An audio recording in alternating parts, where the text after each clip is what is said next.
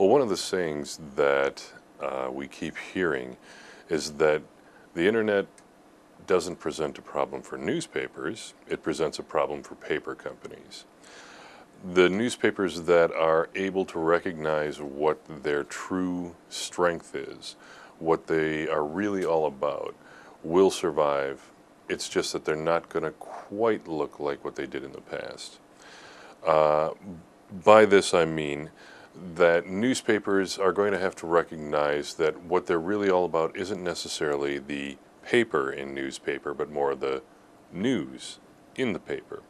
And as we start migrating onto these digital platforms, increasingly we're going to see the emphasis put back by newspaper ownership in improving their coverage rather than just using circulation tricks or their monopoly position in the market to maintain their relevance in the media landscape. Can bloggers replace journalists? Can amateur citizen journalists take the place of professionals? One-on-one? Possibly not. But what we're seeing is the increasing sophistication, the increasing use of collaboration tools. All of us are smarter together than any of us are individually. And what we're starting to see in news stories, and what I direct you to do, is to pay attention to the comment threads underneath stories. Not necessarily on YouTube. I know YouTube is something of a morass. I always got a laugh here in Bulgaria when I would tell people that whenever I was feeling too charitable about humanity, I would cure myself of that by reading the comments on YouTube. But really on news stories, if you have a well-maintained website, if you have a good audience, if you've struck the right tone and tenor in the debate, often in the comments sections, our audience can take our story further than we ever could have as journalists, because you'll get people that have an enormous amount of expertise in a subject that they feel very passionately about, and that contribute to this discussion, this ongoing conversation that we're having in ways that as journalists we could not have. Social media itself cannot cause a revolution.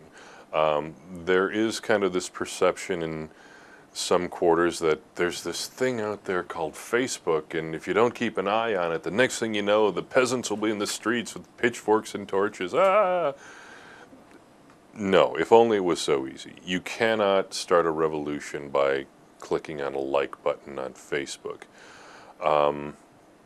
It requires a lot of other elements there. Now, social media can be used to organize societal change.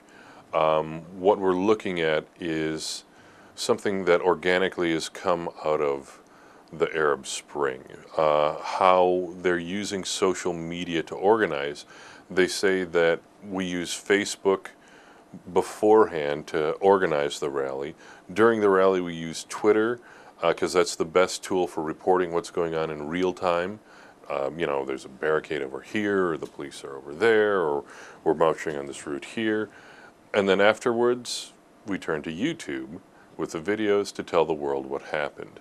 And this is something that's coming from the ground up, from the grassroots up. In many cases,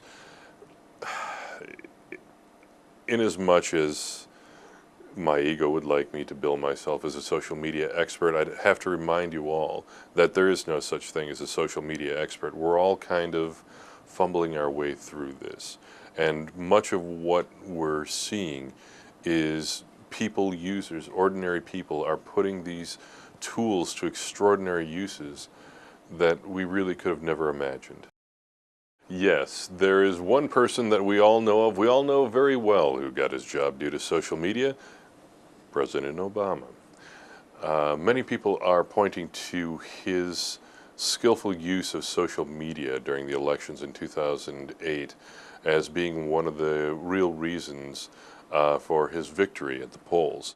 There have been some outstanding successes of people who have been entrepreneurial and who have used the web in ways that it really wasn't possible before to become international stars. Justin Bieber, whose career was started by a YouTube video.